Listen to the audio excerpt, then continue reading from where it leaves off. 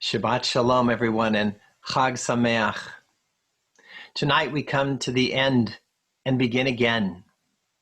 Wait a minute, Rabbi, you're saying, we just did that 2 weeks ago. Indeed, we did, as we entered the new year. And indeed, we will again tonight as we enter a new year of Torah. Tonight, our journey from creation to the edge of the promised land begins anew. Over the next year, we will re-meet Adam and Eve, Noah and Naamah, Abraham and Sarah, Isaac and Rebekah, Jacob, Leah and Rachel and Joseph, Moses, Miriam and Aaron, and so many more. And as we get reacquainted with them, we will also learn more about ourselves. This is the amazing magic of Torah. Each year we learn a little more Torah, and Torah teaches us a little bit more about ourselves as well. As we learn, the light of Torah grows ever stronger within us. So now let's welcome Shabbat and welcome Simchat Torah, our joyous celebration of Torah, by lighting our Shabbat and festival lights. Lights that remind us of the warm light of Torah, the beautiful light of God's presence, and the loving light of family, friends, and of community. Are you ready? Come on, let's go. It's time to celebrate.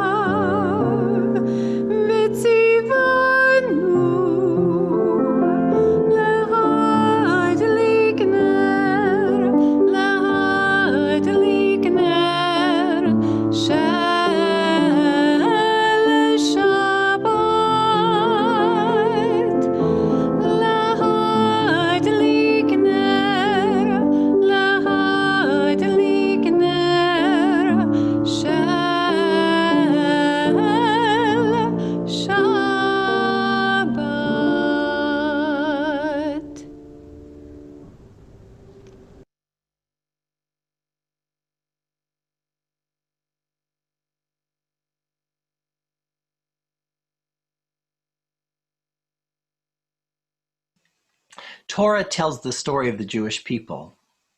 As we read the Torah each year, we learn again about our journey from the very beginning with our creation to our arrival at the edge of the promised land. This is not only the mythological history of the Jewish people, it is also a metaphorical history of our own journey from our personal creation or creations, because let's be honest, we each have many creations over the course of our lives, to our arrival at the promised land or lands, because equally we each have many of those arrivals over the course of our lives as well, don't we? Now, while each Torah tells the exact same story in the exact same way, each Torah also tells its own unique story. Who made the Torah?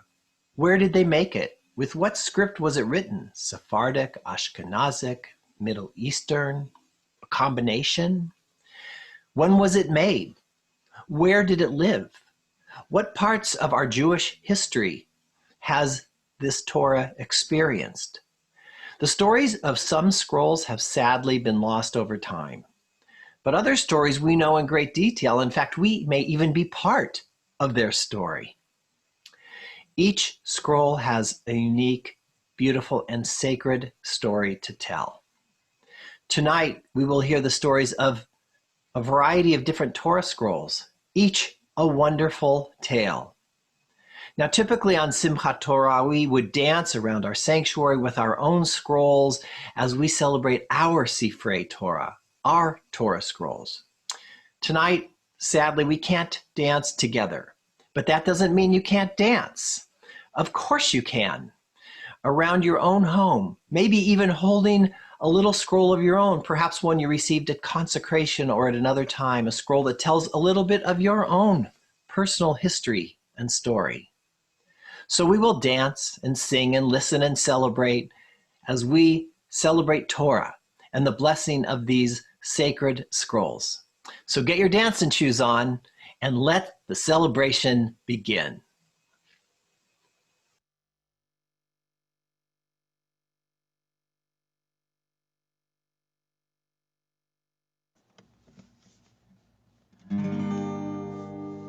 Hello everyone and Chag Sameach. I'm Rabbi Jeremy Fine, the senior rabbi here at Temple of Aaron in St. Paul, Minnesota. Every year around Simchat Torah, we come together to dance with the Sifrei Torah, to daven next to them, to celebrate and sing. The Song of Freedom.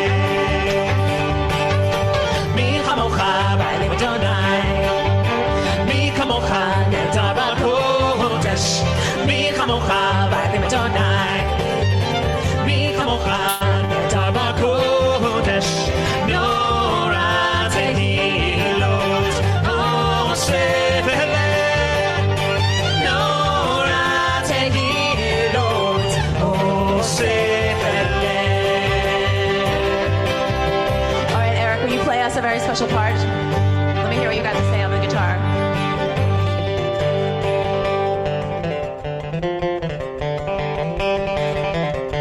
Can you do that one more time?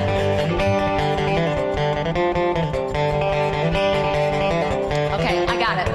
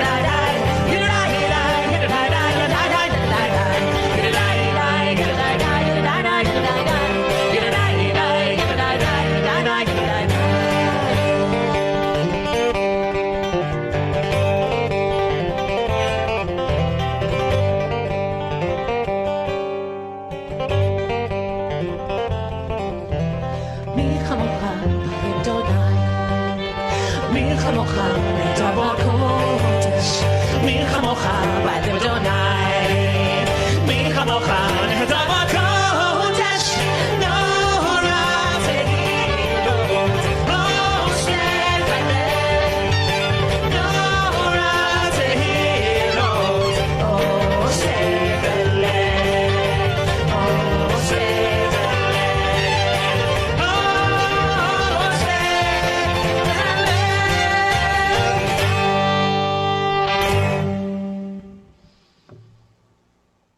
Hi, my name is Rabbi Gideon Estes. I'm the Rabbi of Congregation Or Ami in Houston, Texas.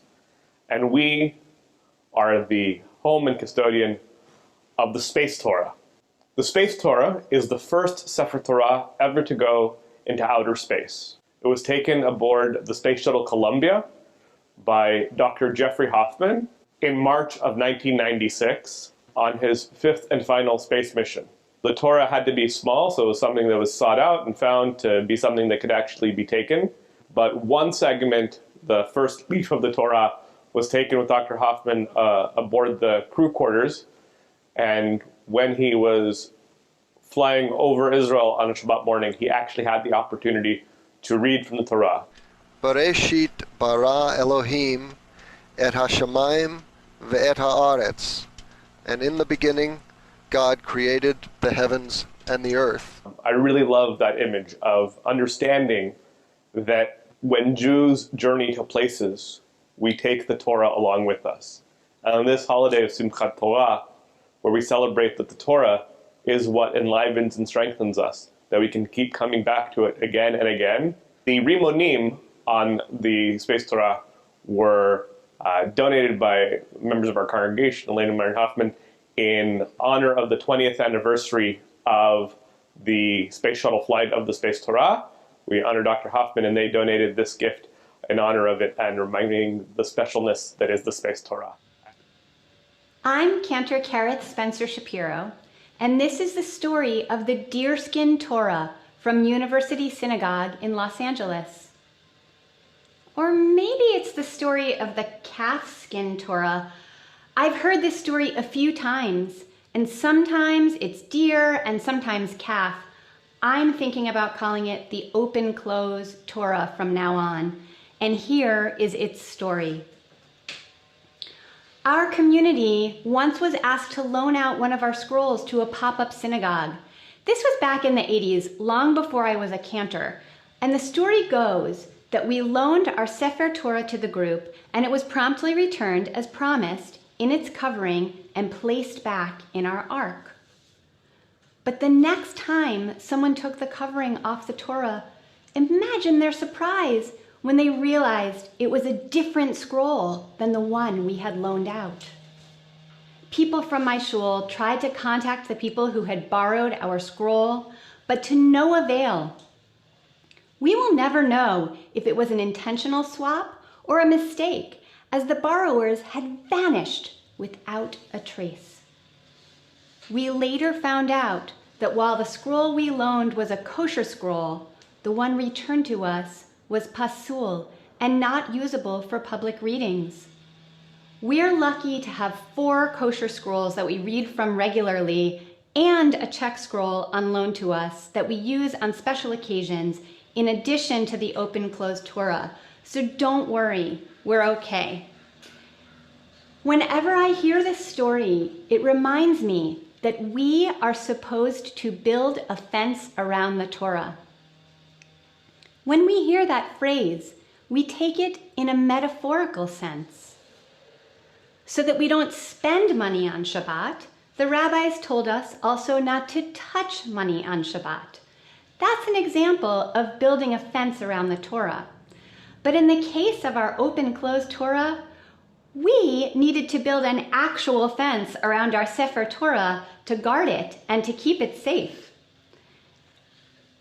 We're coming out of a season when we pondered gates opening and gates closing. We ask God to open the gates of righteousness for us so that we can march right through them. We hurry through the Ne'ilah prayers urgently. working hard to utter each phrase in our machzorim before the gates close and Yom Kippur comes to an end. As we step into Simchat Torah, I think that if this scroll could talk, it would thank us for keeping it with its other Torah friends in the ark, even though they're kosher and it is pasul. And it would tell us to keep pushing the gates open, to let people in, at the same time doing what we can to protect our heritage. This Torah is a paradox.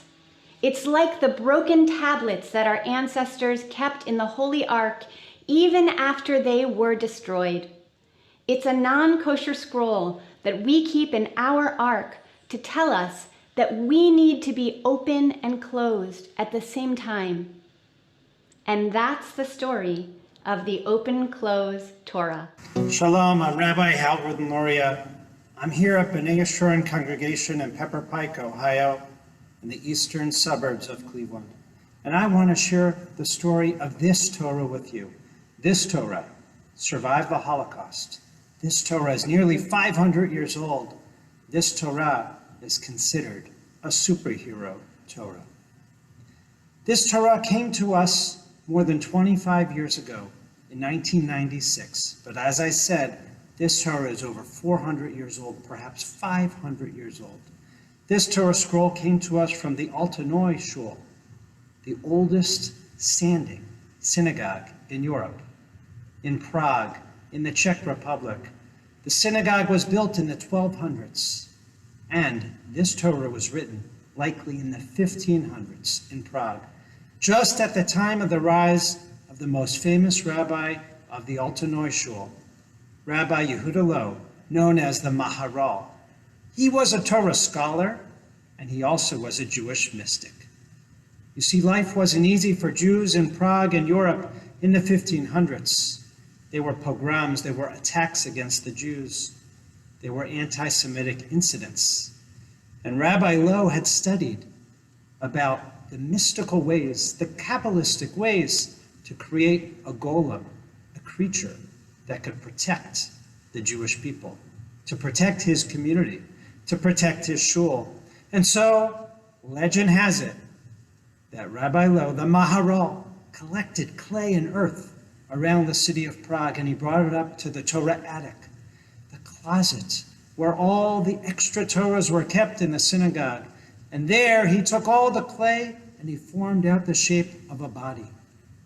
And using Kabbalistic incantations and spelling the word emet on the forehead as he made the form of a human body, the clay came to life. He breathed life into the clay with the help of Kabbalah and God, and that became the golem.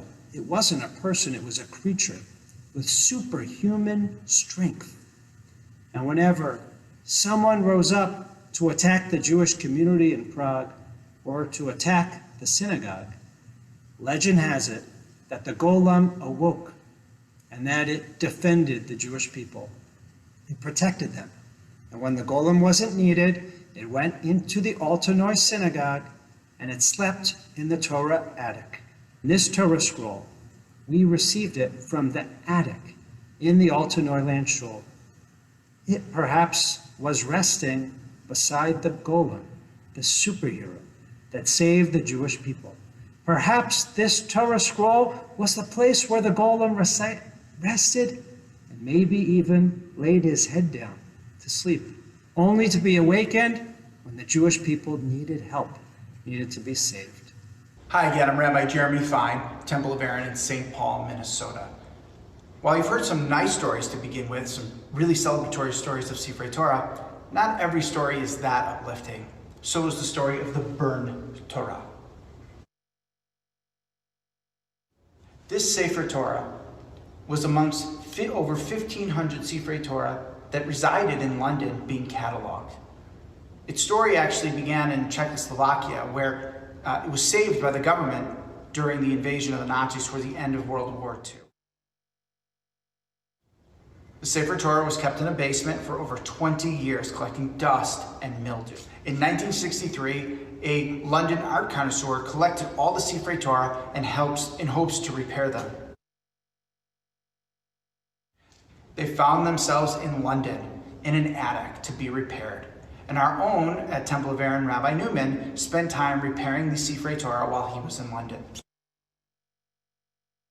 It resides in our display case always for people to see, for people to understand that we keep going and we keep moving and that people's lives were at stake. But we still love and have a devotion to our people and to God. Hi, I'm Rabbi Noah Farkas from Valley Beth Shalom in Encino, Los Angeles, California. Once upon a time, a few years ago, there was a little boy named Joseph. And Joseph was attending the day school at the congregation, and he realized one day after morning minyan, he left his jacket in the sanctuary on his way to class. So he asked his teacher, "Hey, teacher, can I go back to the sanctuary to get jacket?" And the teacher said, "Fine, that's great." So Joseph turns around and he runs back and he opens the door to the sanctuary, and the lights are all dark. And he walks in and he looks around and it's completely dark. And then he hears a voice. And he says, "Hey, Joseph, come over here, come over here." And he doesn't know where that voice is coming from. He's looking around. He doesn't know where that's coming from. And he looks and he sees the Ner Tamid glowing over the ark. And he looks above and he hears coming out from the ark, "Joseph, come up here, come up here." And Joseph runs up and he looks up at the very big, tall ark with the Ner Tamid and light inside the ark. And he says, "Who's there?" And the voice from inside says, "It's me. It's the Torah." Joseph stands back and is kind of scared. And the Torah says, "Don't be scared, don't be scared. Open the door, open the door." And as he opened the door, the light shines on his face. And Joseph sees 4 Torahs there in the ark and several more above. And Joseph says to the Torah, "How do you know my name?" Well, the Torah says, "Of course I know your name. Your name is Yosef ben Chaim V'Sara. Yeah, I was there the day you were named, and I was there when your older brother had his bar mitzvah, and I know your parents. I've been there the whole time." He said, "Wow, I have a family. I have parents. I have siblings. I didn't know that I had Torahs." Well, you see, the Torah says we're your family too. We're your family. We're the story of your family. "Really?" says Joseph. "I can't believe that." And then the Torah says, "Yeah, every one of us, every one of these Sifrei Torah are part of your family, and we're all part of the same story, even if our stories are a little different." And Joseph looks over his shoulder, not sure if he should be there or not, and goes to Torah and says, well, what's the story? And the first Torah says, "Well, it begins very long ago. The Torah he's looking at says, I'm from Russia. Far away in a small town where there were many Jewish people, and they would celebrate weddings and family. Eventually, for one wedding, commissioned a sofer, someone who writes a Torah, to write and scribe, and I was created that way. But then before I could be brought to the synagogue to be paraded around on this very beautiful wedding day, the Russian police came and they told everyone they had to leave. And so as they escaped, the family that had written this Torah shoved me into a suitcase, and it was so tight. But then, like a couple months later, opened me up again, and I was in a new country. I was here in America, and that day that we arrived was July 4th, 1904. I'll always remember it because it was the day we went through Ellis Island and came to America. And Joey says, "Wow, July 4th, that's Independence Day." And then, yeah, said the first Torah, "That's the day we came to America." Thousands of people from every continent, every corner of the world came to New York City, and they took up residence in a small synagogue on the Lower East Side. And then that family eventually decided to move to California, so they brought me with them to California, and that's how I ended up in this ark, and why I hear you and I listen to you and I know your family, because I am a story about how we came to this country and indeed this city. Chag Sameach, happy Simchat Torah. It's been so great to share with you. I hope everyone has a chance to find their Torah story on this wonderful holiday. Welcome to Congregation Knesset Israel here in Elgin, Illinois. I'm Rabbi Margaret Frisch-Klein, and I want to welcome you on a journey as we celebrate Simchat Torah and Torah scrolls all over the United States and the world together. We here at CKI, Congregation Knesset Israel, have a very unique, special, and historical Torah. This Sefer Torah is one of 24 Torah scrolls commissioned by Sir Moses Montefiore.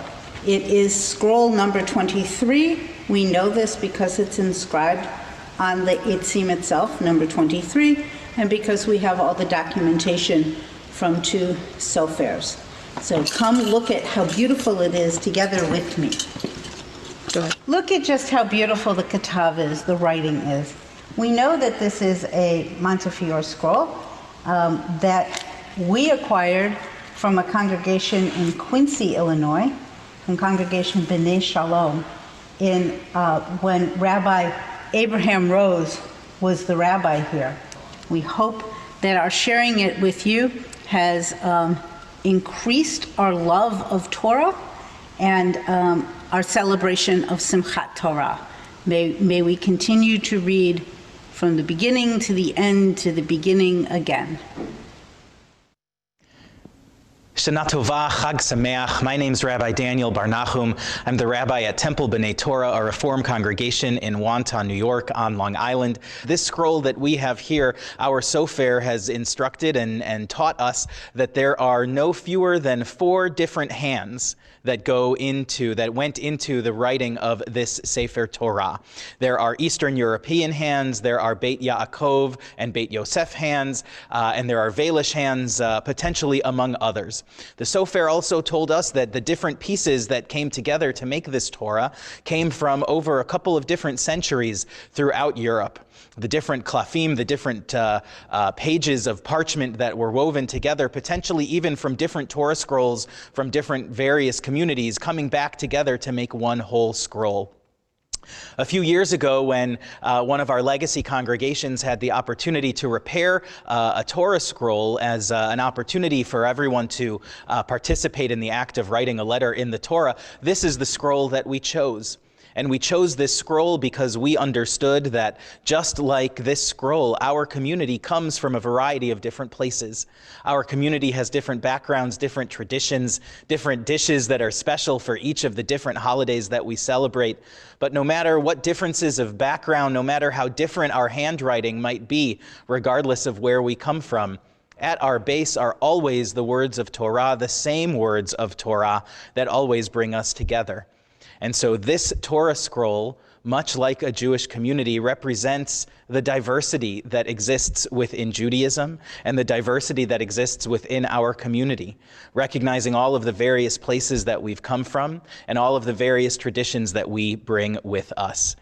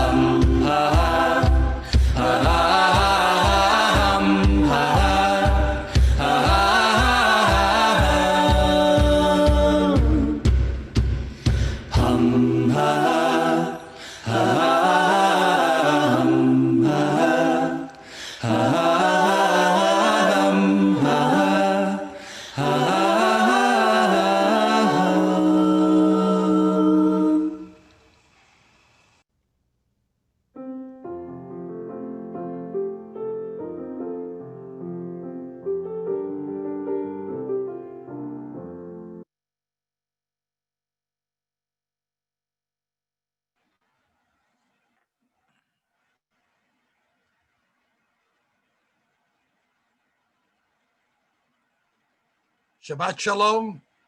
Chag Sameach to everyone. Hello. That was quite a remarkable video. I had not seen it before. I heard about it, and it's wonderful to see those. There were at least 7 stories that we saw about different Torahs. And I know that some of you probably did not know about our calfskin, deerskin, open closed Torah. And the reason you didn't know about it is because we were embarrassed by it. Because we lent the Torah out, and when it came back, it was a different Torah, but we didn't know it at the time. Because we had never used the Torah before that, and we have not used it since. But c'est la vie. Kareth spoke very beautifully about keeping the broken pieces along with the good pieces. It's a lovely metaphor. Well, it's our time to now do a Mishaberach. You know, the word Mishaberach actually just means, may you be blessed. And we're talking about God. And we're asking God to bless us. In this particular case, there are many types of Mishaberach. You can say a Mishaberach before a wedding. You can say a Mishaberach before all kinds of things. But this is a Mishaberach for healing. So if you know the name of somebody in your life that you want to send healing prayers to, on behalf of the community, on behalf of all of us, use the chat box and write their names in the chat box. And we're now going to hear the Mishaberach prayer.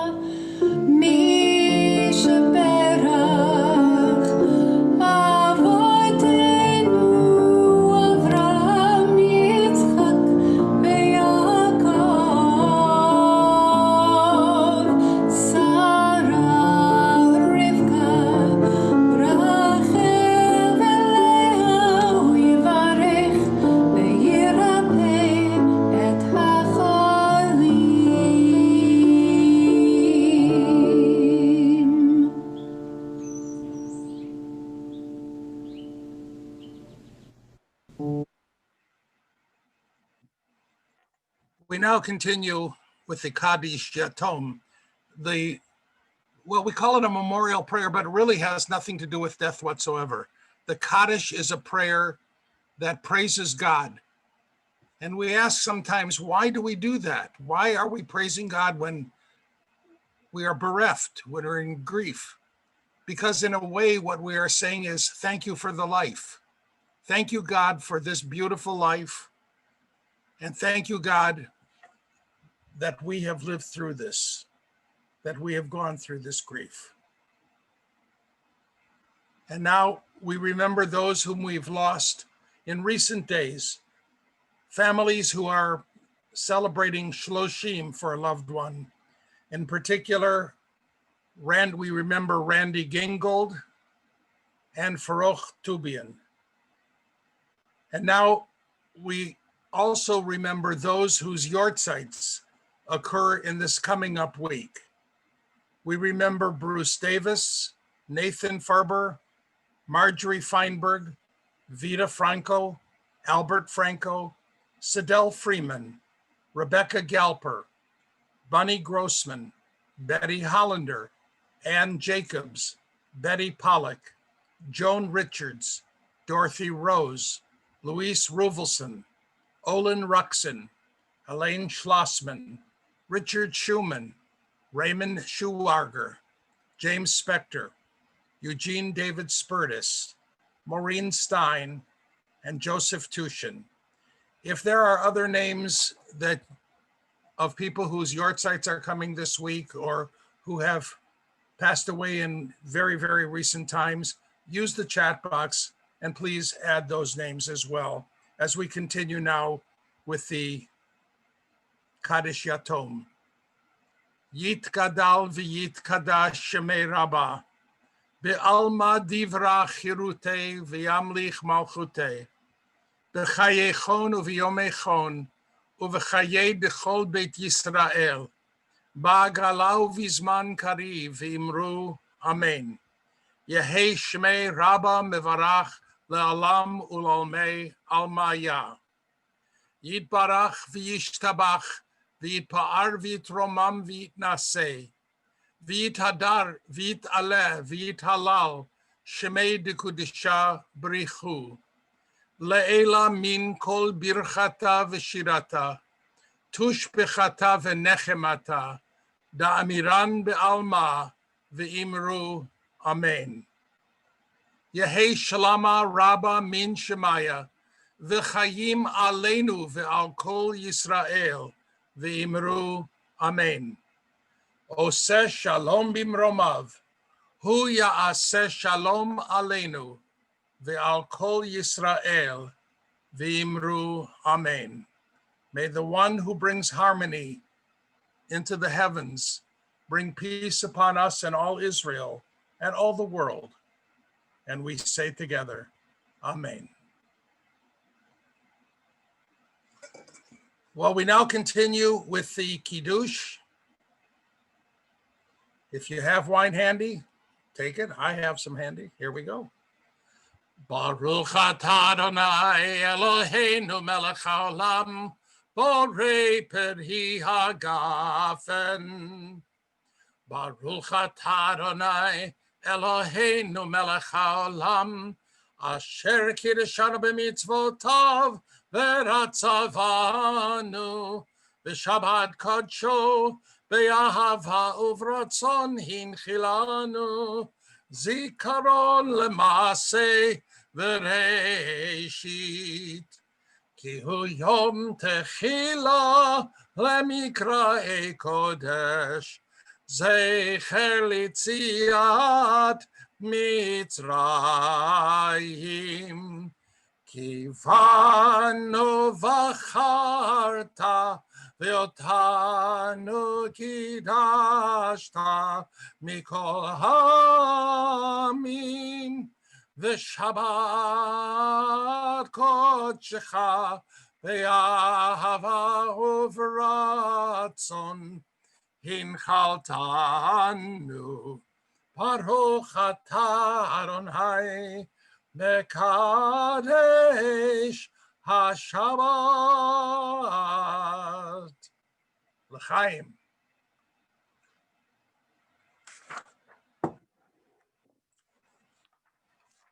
Well, I don't know. Have a piece of challah near you, but if not,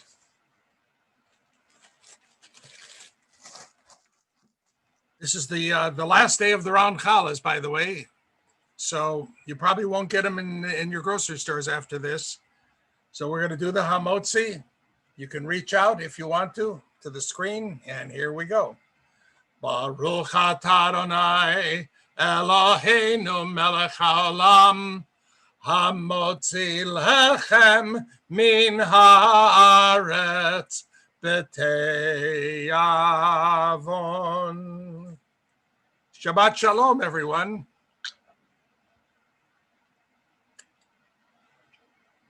We have a few announcements. Chevra Torah tomorrow with Rabbi Davids at 9. Religious school this Sunday and Tuesday as well. And Thursday? I don't know about that. All right. If there is, there is. Okay. Yep. Anyhow, we've unmuted everybody, so you can say hello to everybody. Hello. Hello, everybody. Shabbat Shalom. Hello. I have a different kind of Torah story. Hello. And Shabbat Shalom. Shabbat Shalom. Susan, I am. Hi. Hello. Shalom. Shalom.